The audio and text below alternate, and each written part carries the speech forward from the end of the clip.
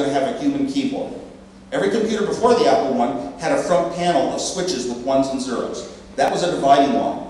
The next computer came right out of some people in our club, and it had a keyboard and a display. The Processor Technology Sol computer. And it was taking over the computer world. It was selling 1,000 a month. Now we have the Apple II with color, with graphics, with high resolution, meaning pixels. We have this incredible new computer with sound and graphics and very few chips and a great language and dynamic memories and all the right things. We'd sell 1,000 of them at least. But how do you build 1,000 computers when you have no money? Steve Jobs had no money at all. No savings account, no car. I had no money at all. No savings account, didn't own a car, nothing. So Ron Wayne, who was our third partner, realized if we ever got in any financial trouble, Steve Jobs had no money and Steve Wozniak had no money, and they were going to come to him and get his gold nuggets. So he sold out his 10% of Apple for a few $100. But now we're at the state of we're trying to raise big money. We need $250,000 to build 1,000 computers. Where are we going to get that kind of huge money? It's like millions of dollars today. We went down to companies like Commodore, and we showed them what we had, and we pleaded with them to give us a few $100,000 and some jobs and this incredible stuff. And I was embarrassed. Steve Jobs would ask for all this stuff, and I was embarrassed because that was 10 times my salary we were asking for. I don't know, how do you do that for an engineering job? Commodore turned us down. They decided we're going to build our own cheap machine. People don't want color, and they don't want graphics, they don't want all this neat stuff. They just want a little cheap little machine, and we'll build our own. And they did. And we went to our friends at Atari who loved our machine, but they were too busy to build it. We went to a venture capitalist or two, and the venture capitalists would come into the garage and ask business questions. But Steve Jobs and I were in our young 20s. We had never taken business classes. We had never run a business. We had no experience. So we didn't handle those questions in the normal way. Eventually, we ran into this angel, Mike Markkula, who had retired on a stock option from Intel, and he had wanted to find electronics something to get involved with and start. He looked over what we had. He talked with Steve Jobs. They hit it off. They hit it off on the marketing perspectives. Both of them were more interested in bringing computers to the masses, in getting people willing to accept the word computer in a home. Whereas I came from the perspective of how do I build the greatest computer. And I think it's a lot harder job to convince people to accept a computer in the home than to just design one for them. So Mike Markkula agreed to basically donate the $250,000 to us. Most of it is a loan, actually. But I had to quit Hewlett-Packard. And I said, why? I've designed 2 computers in the last year, and I've designed cassette tape interfaces, and I wrote a computer language, and I've done all this incredible software and hardware for it. So I did that on the side. Why don't I stay with my lifetime job at Hewlett-Packard and do Apple on the side? He said, nope, you got to decide by Tuesday. And I'm so independent-minded. You know what? Wherever the rest of the world's going, I want to be somewhere else, and I want to be on my own, and I know myself. And I thought deeply inside of myself, and I went on Tuesday and told Mike and Steve Jobs, no, I'm not going to start Apple.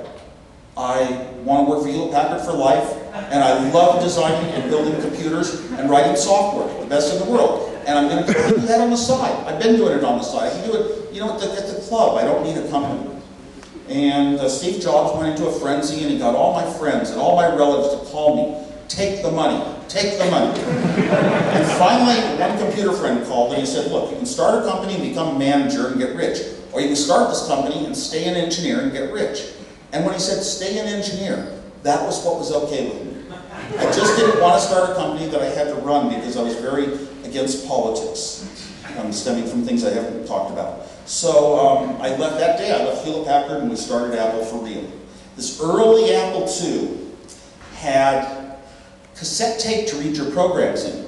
That meant you'd put your cassette tape in a player and push play. And you'd wait and listen to some tones, like modal tones, and then the computer would go beep, and the program was in and it would run. And we shipped programs that would do flashcards to indicate the educational abilities of this computer. We shipped programs that played games where you could shoot down little spacecraft in the sky to demonstrate where the game graphics was going to go. And we shipped a program that would do your checkbook, because we figured we've got to get to people in their heart the things real people do in their homes. We'd ship this checkbook program. Well, it got to a point that it was too slow to read programs in from cassette tape. And Mike Markla said, we need a floppy disk. Well, Apple was about to go to the first consumer electronics show in Las Vegas that was going to accept the 3 personal computer companies. There were 3 of them. Commodore had started up one, Commodore PET, Radio Shack had the TRS-80, and we had the Apple II. And we were going to all 3 be allowed into Las Vegas. And I was strictly, when we started this company, I was strictly engineering. I wasn't going to get involved with other people's jobs like marketing or knowing how best to dress something up or what color to make it. And I wasn't going to go to Las Vegas, only 3 marketing people. So I raised my hand and I said, hey, if we have a floppy disk, can we show it in Las Vegas? And Las Vegas was 2 weeks away, and Mike Markla said yes. So now I had my ticket to Vegas. If I design a floppy disk in 2 weeks and have it working in 2 weeks, then I get to go to Las Vegas. That was more motivating than any salary could have ever been. Worked every day over Christmas vacation, including Christmas Day, including New Year's Day. Every day, a young programmer from high school, Randy Wigington, who helped us start Apple, came in and helped do some of the programming. And we just about had it done, and we flew off to Vegas, and the night before the convention, we walked the strip, and young 17-year-old Randy won money in craps. And we got down to the convention center, and we worked all night long, and I was piecing together, sector by sector by sector, a special floppy disk that when you loaded it in, you could type, run checkbook, and it would run the checkbook program. You could type, run color math, and it would run the color math program. We got it working by 6 in the morning. Hooray, hooray, hooray. And I said, look, better make 1 copy of this floppy. I only had 2 floppies with me. So I took the good floppy and I copied one track at a time onto the next, putting 1 floppy in at a time into the 1 disk drive. Read a track, write a track, read a track, write a track, read a track, write a track, read a track, write a track. And after all 34 tracks, I looked at the floppies, and in my days, I had copied the bad one onto the good. But we did demonstrate and show it. It was a big step forward for Apple. Apple has a floppy disk now, and an operating system. One reason it was a big step was that our Apple II was extremely expandable and flexible. You could add almost anything you could think to it. You could put up to 48 kbytes of RAM on the motherboard. The Radio Shack and Commodore computers, you could buy them with 4K, and I hear 8K, but you could never expand the memory beyond that. Not enough memory to run an operating system for a floppy disk. In the Apple II, you could plug cards into slots, and we gave out all the documentation in the world. I wanted to teach the world. I wanted the Apple II to be a teaching machine. You could learn down to the last chip, how computers were built, why the chips were there. You'd see examples of every kind of code in the world, so you could learn to build your own cards, to write your own little programs and drivers in multiple languages. It was a teaching tool. So lots of people were able to build cards. We were able to put a little card in that gave us a floppy disk. There was no way to add a floppy disk reasonably to a Radio Shack or a Commodore computer. So they were going to be back to the drawing boards for 1.5 years. Something else very important happened. It started out as an idea just to write a better checkbook program. And what the guys came up with at least was the first spreadsheet ever, the first Excel type program. It was called VisiCalc. And it was put out by a company called Personal Software. And VisiCalc let a small businessman type in all of his expenses and income month by month by month on a TV screen. And he could modify little things and play with scenarios to see how his business was going to come out.